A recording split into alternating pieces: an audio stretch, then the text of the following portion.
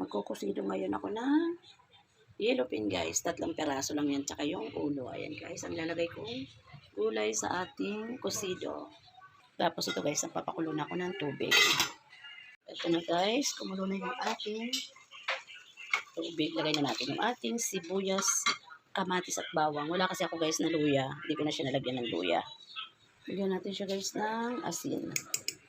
Pag kinulang siya guys sa alat, pati saan pang titipla natin. Lagay na natin itong ating yellow pin. Ayan na siya guys. Hawa kasi guys yung aking camera. Ayan. Hindi ako masyado makano guys.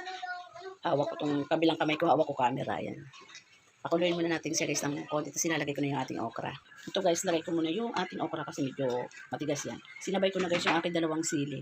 Kalimutan ko bumili kanina ng sili. Wala na pala ko guys siling green. Ay yung 2 yun, sira yung pinakadulo niya, pinutol ko lang. Naman natin yung sitaw. Maya na yung ating malunggay. Ano siya guys, nilagay ko na pala yung malunggay.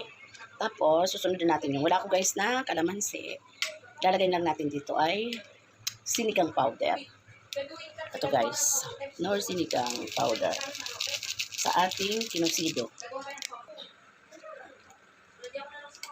Ano pala to guys na nabili kong yellow pin, isang buo to. Tapos yung 3 hiwa ulit, tsaka yung kalahati ng ulo. Sa sunod na araw ko naman ulit yung sasabawan. Ayan siya guys.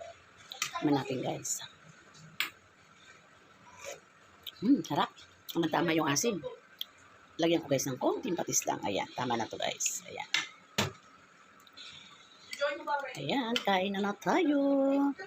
Itong ulam namin ngayon, hapunan. Ang aking kinusidong yellow pin.